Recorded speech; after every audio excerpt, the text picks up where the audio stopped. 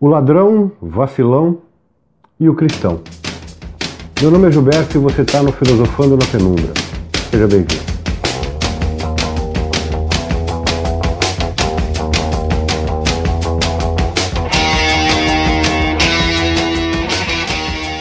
Olá pessoal, eu demorei um pouco para fazer outro vídeo porque alguns temas exigem certo aprofundamento e tem que elaborar um roteiro, tenho que ter tempo para isso, e uma gripe muito forte me acometeu, eu estou a semana toda aí meio ruim, né?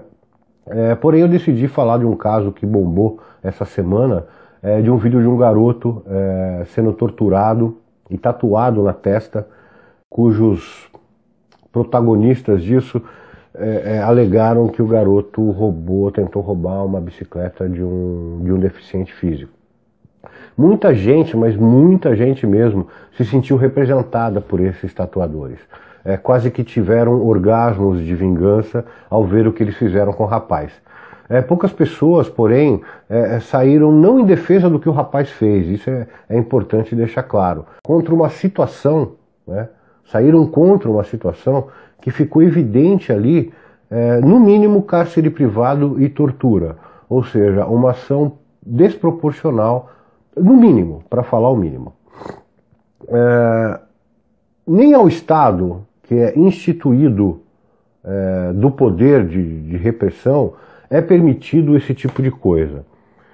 Muito embora a gente saiba, tenha total consciência de que são cometidos chacinas na população jovem, negra, da periferia, quase que diariamente. Mas por lei, obviamente, isso não poderia acontecer. Se não é permitido ao Estado, ao poder constituído pelo Estado, que isso ocorra, o quiçá de nós, cidadãos, fazemos esse tipo de coisa por conta própria. Nós que estamos contra isso, alegamos, acredito que com razão, que o certo seria o rapaz tê-lo detido, né, e chamado às autoridades. Óbvio que alegam que não ia adiantar nada, que o menino logo iria ser solto e tudo mais, mas o que a gente vê é que quanto menos as pessoas confiam nas instituições, mais o estado de barbárie parece se normalizar e ser comemorado pela sociedade. Mas será que é por toda a sociedade? Eu acredito que não, né? A gente tem visto casos de linchamento, vinganças sumárias, feminicídios, que na verdade são justiçamentos vis, né?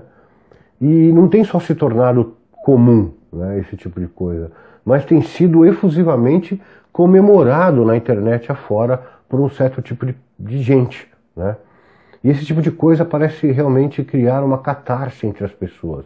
O irracional supera qualquer tipo de linha de raciocínio razoável e cria-se uma identificação instantânea, uma selvageria total, né? Eu escrevi um pouco sobre isso, né, falando sobre algumas contradições performativas no que tange à justiça da classe média. O link vai estar embaixo aqui, mas na verdade não é esse viés que eu queria dar a esse caso específico.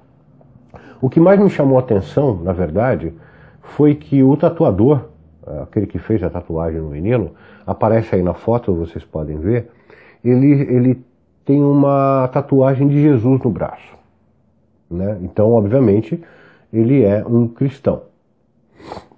Pois é. E é interessante também porque sábado agora eles foram pegos, né? Eles foram presos, porque cometeram um crime em represália a um outro crime, né? E de uma maneira absolutamente desproporcional, como eu disse. E ele tatuou na testa do menino a seguinte frase, né? Eu sou ladrão e vacilão. Vacilão, que é uma gíria, né, vem do vacilar, vem daquele que vacila, é fraco, sem firmeza, que faz merda, né, que faz as coisas, que titubeia na hora, não tem uma firmeza ou certeza do que está fazendo. Ou seja, falando português claro, é aquele que se deixa ser pego, né?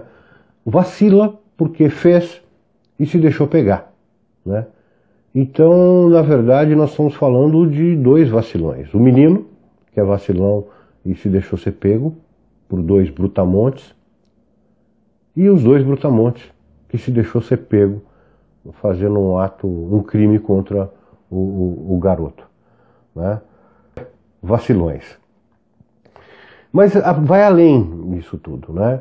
Se levarmos em conta que o cara é cristão, tem uma passagem em Mateus 7, versículos de 3 a 5, que claramente faz uma orientação em relação ao que pode ser entendido como hipocrisia. Vamos lá. Como é que vedes um argueiro no olho do vosso irmão, quando não vedes uma trava no vosso olho? Ou como é que dizeis ao vosso irmão, deixa-me tirar o argueiro do teu olho, vós que tendes no vosso uma trave? Hipócritas, tirai primeiro a trave de vosso olho, e depois então vedes como podereis tirar o argueiro do olho do vosso irmão. Assim como outras passagens, como não julgueis para não ser julgados e etc., né? Está claro que ao cometer um crime em represália a outro crime, a pessoa está sendo no mínimo hipócrita e não deve ter lido a Bíblia, embora tenha tatuado Jesus no seu braço. Claro que alguns de vocês podem argumentar que Jesus disse que não veio para revogar a lei, então a lei de Moisés, a lei mosaica do olho por olho, dente por dente, ela continua valendo e tudo mais. Tá bom.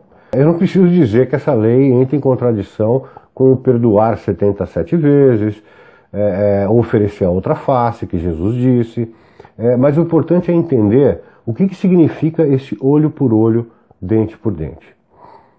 No Êxodo 21, tá na tela, se alguns homens pelejarem e inferir uma mulher grávida, e for causa de que aborte, porém não havendo outro dano, certamente será multado, conforme o que lhe impuser o marido da mulher, e julgarem os juízes.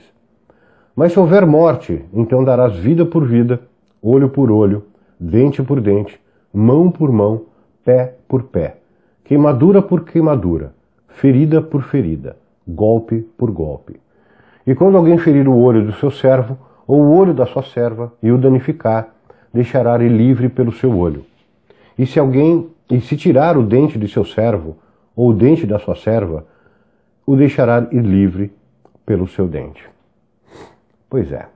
Primeiro que seria muito interessante alguém defender essa lei mosaica em pleno século XXI, embora não me espantasse nem um pouco que houvesse gente que pudesse fazer. Esse tipo de defesa anacrônica faz o defensor cair em contradições performativas incontáveis. Como se vê, é uma legislação que valida a existência de escravo e o aborto não era visto como um crime tão hediondo como é visto hoje pelos próprios cristãos. Então, já tem uma contradição aí. De qualquer forma, os vários códigos da lei mosaica vêm claramente do código anterior, um código de Hammurabi da Babilônia, bem antes do êxodo hebreu. Mesmo que se creia que Moisés tenha escrito isso por inspiração divina. E por último, não sei se vocês percebem, essa lei regulamenta, na verdade, a justiça, na medida que antes dela, a vingança tendia a ser absolutamente desproporcional. Um cara roubava uma galinha do vizinho, o vizinho ia lá, matava o cara para conseguir a galinha de volta, e se por um acaso a família tentasse proteger o cara que foi morto, eles matavam a família também. Então, olho por olho e dente por dente refere-se, na verdade, a uma proporcionalidade mais justa do que simplesmente matar alguém porque esse alguém fez algo que você não gostou, né? Então, esse torturador, tatuador, cristão, vacilão, ele, na verdade, ele tatuou Jesus no braço e sequer a lei mosaica ele segue. Ele está anterior a ela, anterior ao próprio Hammurabi. Ele está na época da vingança desproporcional, onde, já que eu tenho mais força que você, não interessa o seu delito, é uma afronta você cometer algo contra mim e a minha vingança será absoluta, vai ser o que eu quiser. Eu que vou decidir o quanto você deve ser punido e em que grau você deve ser punido. Isso é de uma arbitrariedade que quebra todo o contrato civilizatório nosso.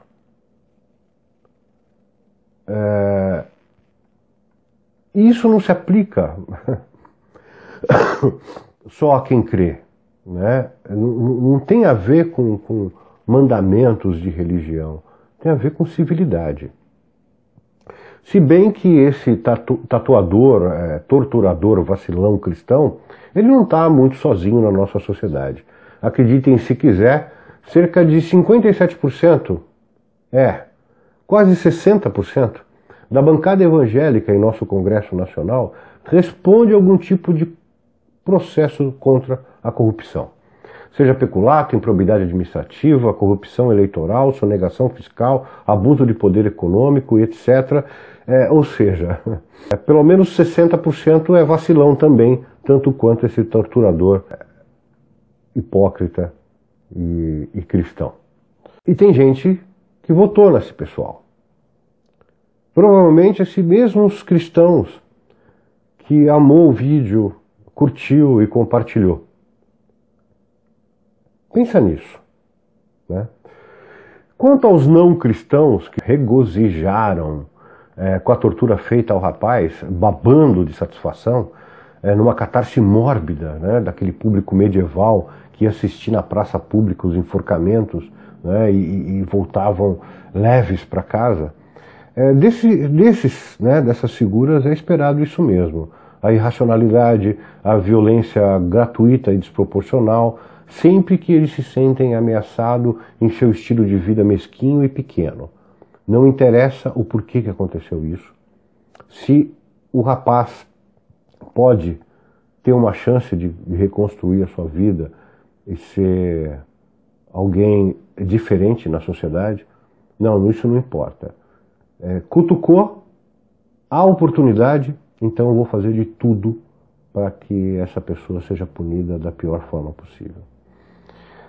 São essas mesmas pessoas que não se importam com as mudanças propostas pelo Ministério Público quanto à presunção de inocência, por exemplo, que aplaudiram a aprovação da prisão preventiva em segunda instância, que atropelam um ciclista porque está atrapalhando o fluxo dos seus carros na marginal, na avenida, nas principais avenidas, são contra a redução da velocidade nas vias públicas, mesmo que isso signifique menos mortes, para ele não se importam, estacionam em vagas de deficiente, oferecem propina para policiais ou para agentes públicos quando pegos em falhas em relação à lei.